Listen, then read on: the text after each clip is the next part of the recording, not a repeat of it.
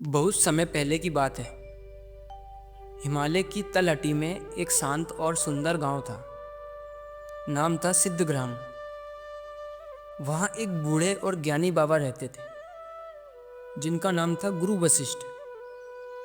लोग कहते थे कि उन्हें जीवन के हर सवाल का उत्तर पता है। गांव के 7 बच्चे हर दिन स्कूल के बाद गुरुजी के पास आते थे। वे सब पीले वस्त्र पहनते थे और गुरुजी के आसपास बैठकर उनकी ज्ञान की बातें सुनते थे।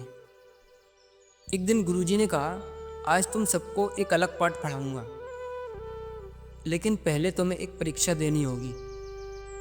सभी बच्चे चौंक गए। कैसी परीक्षा गुरुजी? एक बच्चे ने पूछा। गुरुजी मुस्कुराए और बोले, तुम सबको एक काम करना है।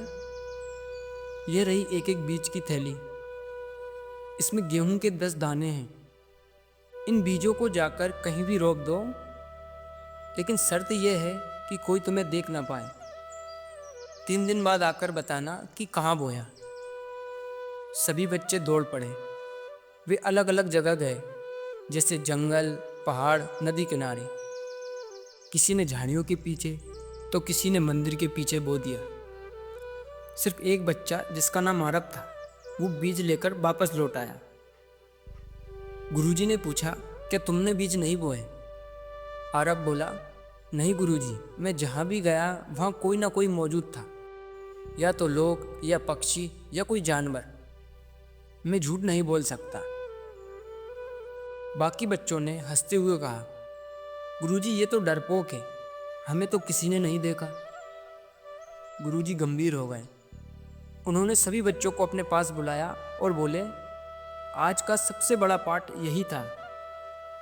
जब तुम कहते हो कि कोई नहीं देख रहा है, तब भी एक देख रहा होता है, तुम्हारी अंतरात्मा।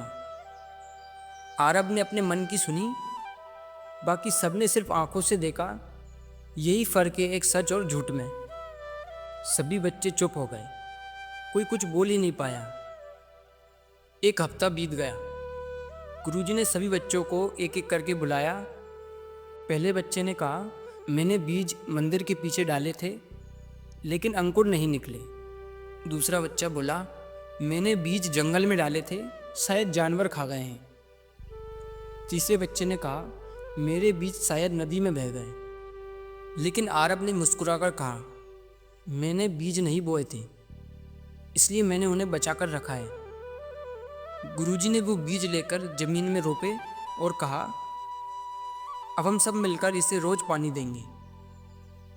2 महीने बाद जहाँ आरब ने बीज रोपे थे, वहाँ एक छोटा पौधा निकल आया और धीरे धीरे वह बड़ा होता गया। गुरुजी ने सभी बच्चों को इकट्ठा किया और कहा, देखो, सच्चाई धीरे धीरे बढ़ती है लेकिन मजबूत होती है, और झूठ जल्दी फैलता है पर जल्दी मुरझा जाता है। उस दिन के बाद सभी बच्चों ने हर बात में ईमानदारी बरतनी शुरू कर दी। झूठ बोलना, चोरी करना या दूसरों को धोखा देना उन्होंने बंद कर दिया। गुरुजी ने आरब की तरफ देखकर कहा, जो अपनी आत्मा से जीतता है वो दुनिया से कभी नहीं हारता। दोस्तों, सच्चाई की राह कठिन हो सकती है, पर उसका फल सबसे मीठा होता है। ईमानदारी का मतलब सिर्फ दूसरों से नहीं, खुद से भी सच्चे रहना होता है। जो काम छुपकर भी सही करे, वही असली योद्धा होता है। दोस्तों, अगर आपको ये कहानी अच्छी लगी हो तो इसे अपने दोस्तों और परिवार के साथ ज़रूर साझा करें, और ऐसी और प्रेरणादायक कहानियों के लिए हमारे चैनल को सब्सक्राइब करें। तो मिलता हूँ मैं किसी और रोचक कहानी के साथ। तब तक मुस्कुराते रहिए, खुश रहिए, अपने परिवार का ध्यान रखिए। धन्यवाद।